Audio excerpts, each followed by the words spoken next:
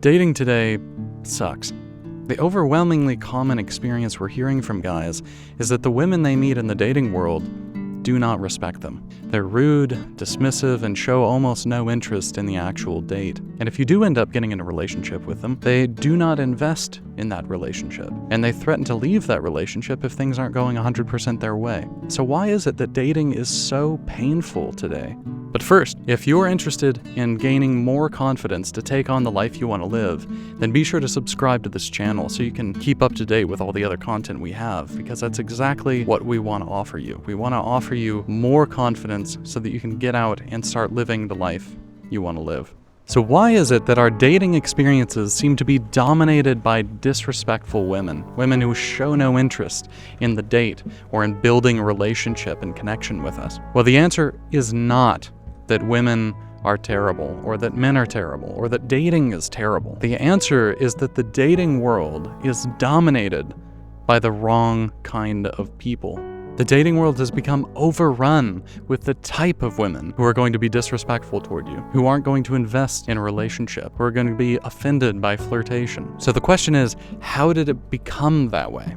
How did the dating world become so saturated with these kinds of people? Well, the answer has to do with how we were raised. We've been told our whole life that flirting is threatening, it's creepy, it's weird, it's not okay. That women get bombarded by men asking them out all the time, and it's a burden for you to go and ask her out. And that your very presence is unnerving to women.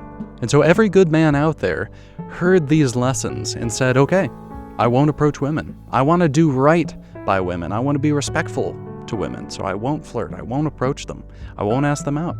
I'll be in the back, I'll be quiet, and I'll try to minimize my whole presence. The good guys out there did this because they wanted to be respectful of women. They wanted to do the right thing. Now, I want to be clear, when I say respectful or doing the right thing, I don't mean that it's actually right to do these things. I mean, that's the way we're taught to think about it. We want to do the right thing, and when we're taught it's right to do these things, that good part of us says, yeah, okay, if it's disrespectful to be flirty, if it's creepy, if it's weird, if it's gonna burden her, then I'm not gonna do it. Meanwhile, every jerk out there who wanted validation through sex said, I want some sex, and promptly disregarded every single thing that they were taught. They didn't care about whether they were doing the right thing. They didn't care whether they were being respectful toward women, because they were jerks. And meanwhile, women grew up hearing the exact same thing. They were being raised to believe that a man approaching them is some kind of hostile gesture, that he's a threat. They were trained to see any kind of romantic gesture as some kind of means to manipulate them. And because all the good men were staying in the back, being quiet, all the kind of men that they would see, all the kind of men that they would have interaction with, were all the jerks who didn't respect them, who didn't really want to get to know them. They just wanted to use them for sex, for validation. So we ended up with a world where every good guy is quietly sitting by, not approaching women, not being assertive. While all the jerks out there, they're not looking for a relationship. They're not looking for a good woman. They're just looking for a woman to get some immediate validation from. So the whole dating world has become a feeding ground of people with no self-esteem, trying to get a momentary dose of self-esteem by leeching off other people who have no self-esteem. This is why all the good men and all the good women are fleeing the dating world. The good women out there never come into contact with the good guys because the good guys are so quiet and meek and unassertive. It's the jerks who are constantly in their face, constantly asking them out, constantly trying to, messaging them, flirting with them. And all the good men out there are coming into contact with all the bad women out there who have bought into this idea that men are this threat. The good women out there are leaving the dating world with as much resignation as the good men are. And the good people out there just feel hopeless and powerless over their dating situation. The problem with the dating world is that it's dominated by the very people who shouldn't be dating. It's dominated by the wrong kind of men and the wrong kind of women, and it just ends up burning everyone. And that's why it sucks so much. So the answer is not to give in to the anger and the resentment and the bitterness surrounding dating and surrounding women. The answer is to shift how you think about dating. The official dating world, dating apps, is broken. I don't think it's worth investing in at all. I think it's far better to do two things.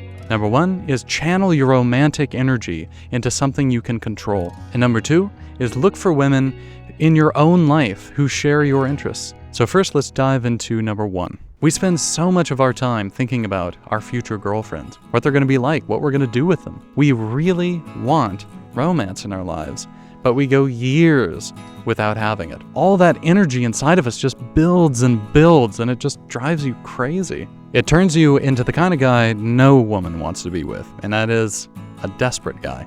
So instead of fixating on dating and fixating on romance and fixating on that girl in your mind, get yourself active and get your mind on something that you love, a passion of yours. It could be a hobby of yours, it could be a sport, it could be anything, but try and make it social. And if you're worried that you can't make it social, there's a club for everything these days. Go to a meetup or Facebook group or just anything.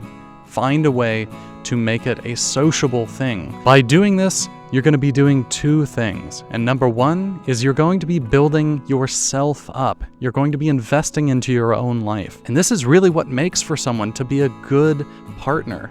It's someone who has a rich life, rich interests, rich values, someone who's interested in the world. And the more practical side of this is that you're going to be building up your social circles. You're going to be meeting new people, and they're going to know people, and those people are also going to know people. And one of them is going to be or have a friend who's a single woman, and you're going to meet her, and you're already going to have this shared interest, this context established.